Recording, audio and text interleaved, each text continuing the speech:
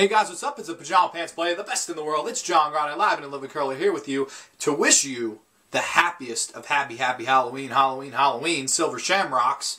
Got me a Tootsie Roll Cherry Pop. It's enjoyable.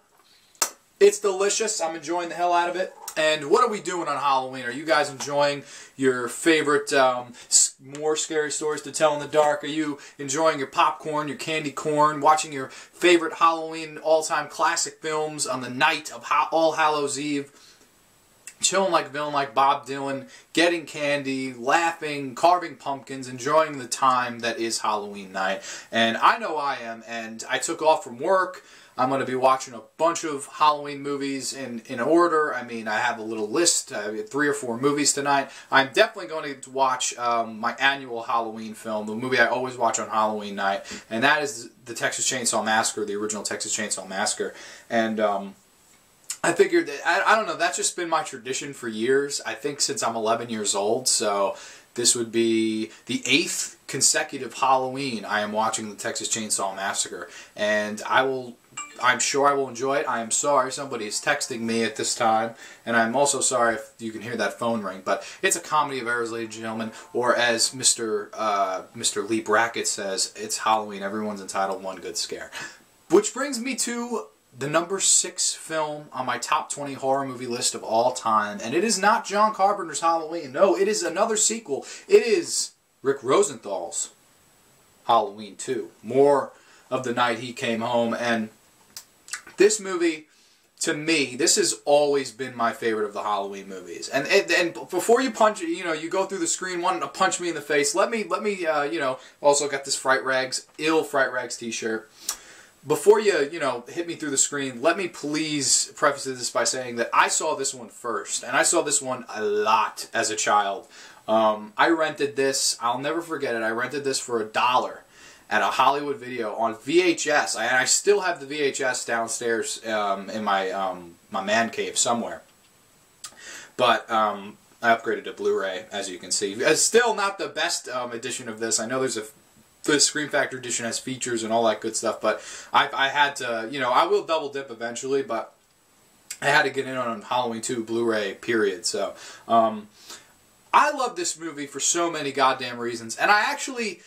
Is it technically better than the original Halloween? No, it's really not. The original Halloween is a better film than this, but I like this one more for an abundance of reasons. Reason number 1, the acting is so far improved. I mean, you had Nancy Loomis, who was brutal, I always felt, and people can shit on me who say like, oh, it won't be Halloween without these three gals or whatever.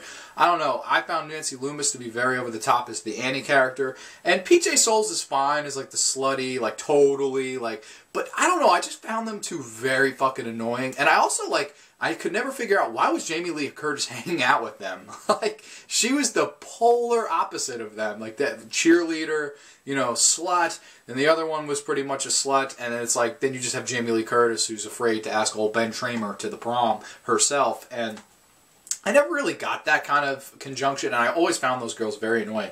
But in this movie, I really like most of the cast. Like, I like the guy that kind of takes over Charles Cypher's spot as the sheriff. I don't really know the actor's name, but he's good in the role as like the deputy to the sheriff. Donald Pleasence is back, kicking ass and taking names. This is my favorite Donald Pleasence performance in any film too, as well, because I think he really he touched on a great character in the first film, but he really mastered it in this film.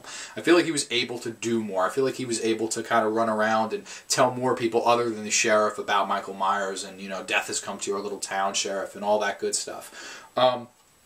I think the Jimmy character, the character in the ward, I think he's very likable. He's very enjoyable. The other guy who's kind of like a fiend, he's like a sex fiend, and he's like, man, let's go down to the hot tub and have sex, like, while we're on fucking duty at midnight, Like, I just love that character. He's such a fucking funny, like, classic. You know what people don't mention about this? This is a slasher movie with not all that many teenagers in it. Like, most of other than Jamie Lee Curtis, who's playing a teenager, ladies and gentlemen, she wasn't actually one at this time, and probably Jimmy, everybody else in this movie is pretty much like adults or like mid-20s, early 30s. And I always found that kind of a cool slasher element, that it wasn't just the typical, oh, these dumbass teens are going to get killed off by Michael one by one. No, this movie kind of has adults being killed by, I don't know, just kind of a different dynamic that I always kind of found interesting about it, and nobody ever mentions. I love the score to this movie. I like the synthesizer Halloween score. That was my Halloween score growing up. I always kind of dug that one more than the original John Carpenter one, dare I say it. I'm just being honest here. This is just my kind of 2 cents about it. And, I mean, all the kills in it, all the atmosphere of the hospital, the cool, creepy hospital, which, granted, is very empty for a hospital, I know, but I don't know, I just never thought about that as a kid. I just enjoy it. It's just such a thrill ride. It's so fucking creepy. I mean, the scenes where Michael's walking to the hospital, like he hears it on the radio, the kid has like the boom box, and he hears it. And you watch as the camera tracks Michael. It's like, dun, dun, dun, dun, dun. You know, you get the classic synthesizer theme, and he's walking up, you know, the Haddonfield. It's just, it really builds the tension well for a movie that a lot of people say doesn't have much tension in it at all. I mean, you have him basically murder the entire staff and one by one picking them all off, and he's still very much in the shadows. I mean, I don't understand people that don't at least put this on the level of the original Halloween. I mean, it's like if Halloween is 1, this is 1A, and it's number 6 on my top 20 for that reason, and I would put it as number 1 over Halloween, you know, for a lot of reasons as well. But I don't know, I just love this one. I like when Michael gets in. I like when Michael's, one of my favorite kills, if not my favorite kill in any horror film. It's not that it's such a great kill, it's the fact of how it's done. Nurse Janet actually goes down looking for the head doctor who's fucking drunk, hungover, or whatever. And she's like, Dr. Mixter, you gotta come quick. And she finds him dead. He's got a big old needle in his eye. And she kind of steps back like this, and like, she has a kind of a red tint on her.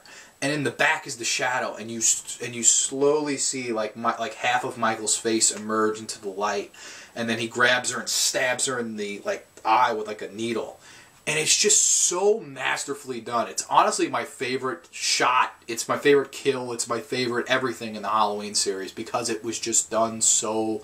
I'll never forget as a kid when I first saw that and how much that genuinely terrified me and genuinely got me to stand up, go, oh shit, bitch, turn around, you know, like that kind of reaction, you know, and I just love it. I feel like a lot of movies don't have that anymore, and this is easily my favorite slasher film of all time. I would put, I'm sorry about the phone again, motherfuckers, don't stop calling on Halloween.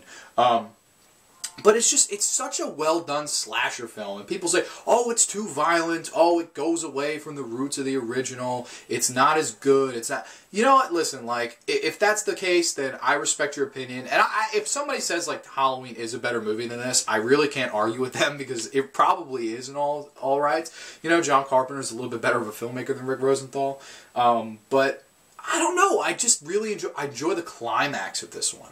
I like when she shoots him in the eyes. No, actually, I love the scene where the nurse comes, Laurie, wait! And Michael comes out of nowhere with a scalpel and just lifts that bitch off the ground. And it's like, you get the classic chase scene, you know, and she's trying to get through the elevator, and she's finding all the dead bodies. You know, all those classic slasher horror movie tropes that we all, you know and love. At least I know and love. I know people say, oh, it's cliche, but you know what? It's fucking awesome in my opinion. It's awesome, okay? And also, some of the lines they give Loomis in this movie, about Sam Hain, about, you know, just more stuff about Michael. I shot him 6 times, you know. And also, a line in this movie that nobody ever mentions as well is when he's with the other woman, and they're getting driven back by the state marshal or whatever, and he says something that always really got to me as a kid when I saw this movie. He says, Halloween is not goblins, ghosts, or witches. It's the unconscious mind, because we are all truly afraid of the darkness inside ourselves.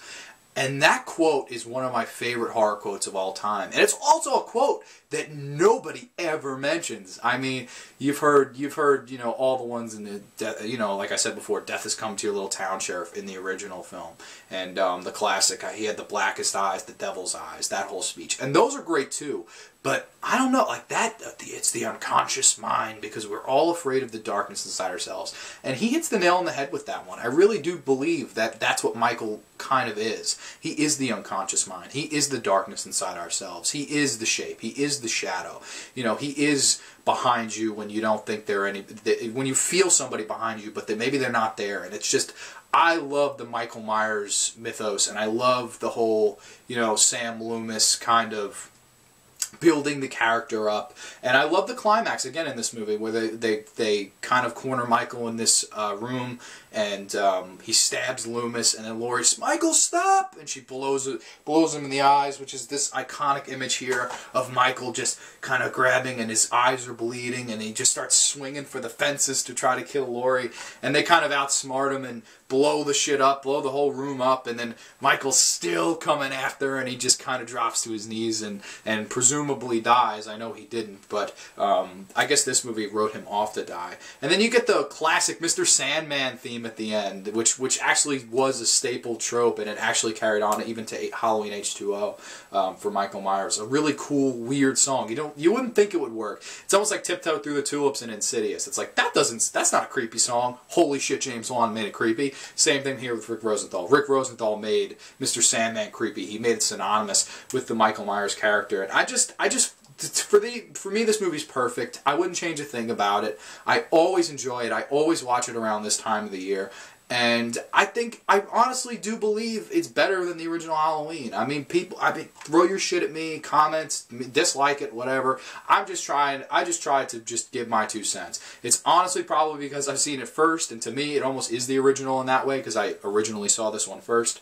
But I just have tons of fun with Halloween 2, and that is why it is number 6 on my top 20 horror film list of all time. And, you know, that's about it. That's Halloween 2. I absolutely love it, and like that. The next time you see me, I will be getting into the top 5 of my top 20 horror film lists of all time.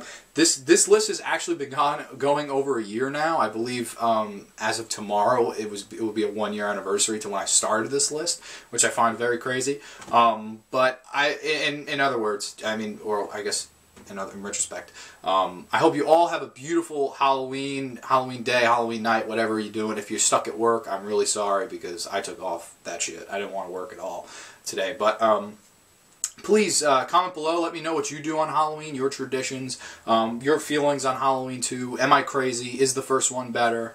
Am I a stupid idiot, as Chris Jericho would say? You know, whatever you're feeling, I would love to for you to comment down below and let me know. I'm going to enjoy the rest of this lollipop that I haven't had a lick of in a couple of minutes. But I am John Grande. I am the Pajama Blends player. I am the best in the world, and I will see you guys later. Have a beautiful Halloween, and don't eat too much candy, guys. Peace.